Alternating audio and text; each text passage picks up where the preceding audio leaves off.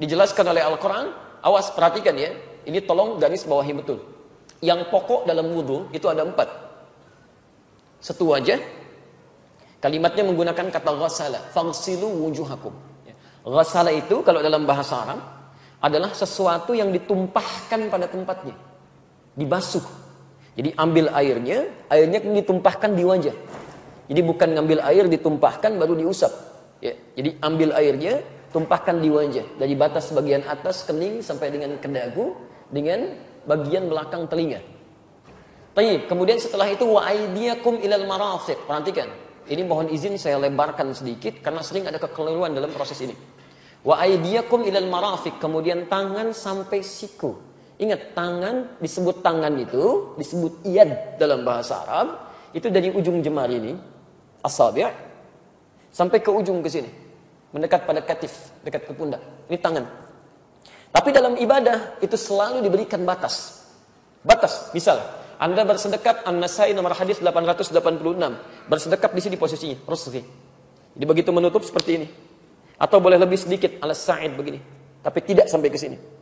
Tapi dalam wudu, ilal marafiq, jamak dari mirfaq, sampai ke sini, siku. Ya.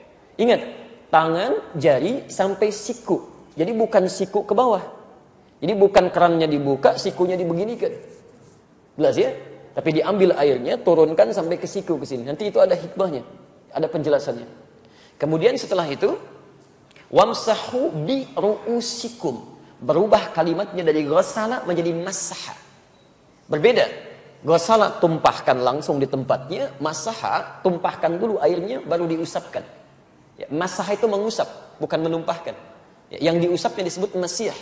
Nabi Isa punya gelar Al-Masih, Al-Masih, karena di antara mukjizatnya bisa mengusap sesuatu dengan izin Allah penyakit bisa sembuh. Jelas ya? Tayyib.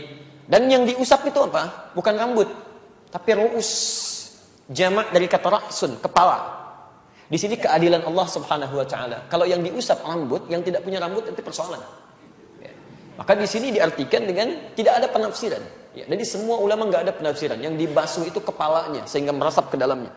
Jadi begitu Anda buka, kemudian Anda ingin basuh, maka kemudian buang airnya, usapkan. Ya, usapkan ke kepalanya.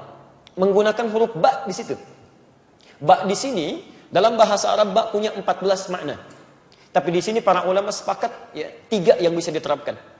1, ba al-istighraq, yaitu mengusap dari depan sampai ke belakang. Jadi begitu Anda ingin berwudu misalnya, Anda kemudian mengusap, buka, tumpahkan airnya, diusap dari depan ke belakang. Jika dalam pelaksanaan itu tidak ada kesulitan berarti, tidak ada penyakit, tidak ada hambatan, untuk laki-laki khususnya, usap dari depan ke belakang. Jika kemudian ada persoalan, misal sakit sebagian dari anggota di kepalanya, sebagiannya, maka ba itu bisa berarti at-tab'id ma'at tahdid. Ya, sebagian dengan batas. Batasnya kata para ulama itu sampai di ubun-ubun di sini. Ya, jadi Anda bisa usapkan sepanjang kena ubun-ubunnya di sini, itu sudah sah dipandang mengusap. Dan yang terakhir, bagaimana jika di ubun-ubun pun ada persoalan? Maka ba di sini berfungsi sebagai at-tab'id min duni tahdid. Ya, mengusap tanpa ada batas sepanjang disebut bagian dari kepala. Dan kenapa hikmahnya menggunakan huruf ba? Karena Masya Allah, Allah lebih mengerti situasi kita, karena tidak setiap orang bisa mengusap secara sempurna. Ada perempuan yang mungkin menggunakan hijabnya dalam suasana di tempat tertentu nggak bisa dibuka. Ibu boleh ambil air di sini, kemudian usapkan sebagian kepala, itu sudah sah. Antum ada persoalan luka misalnya tertentu, kemudian usap sebagiannya, itu sudah sah wudunya. Dan jangan merasa tidak sempurna, karena syariat menetapkan itu. Yang keliru, walaupun dia sehat, tapi tidak mengusap kepala, cuma rambutnya aja. Sudah sisir, sudah bagus, minyaknya banyak, luar biasa, gitu kan? Gak mau berubah tampilan rambutnya, tiba-tiba utak, gitu kan? Selesai. Nah, kemudian tiba-tiba tunaikan sholat, itu tidak tepat.